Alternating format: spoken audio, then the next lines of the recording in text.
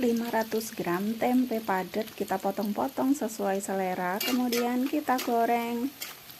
Jangan sampai kering, jadi sedengan aja seperti kita goreng tempe.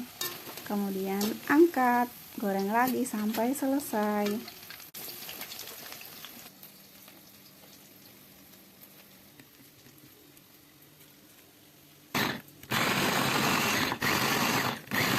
Berbumbu hingga halus.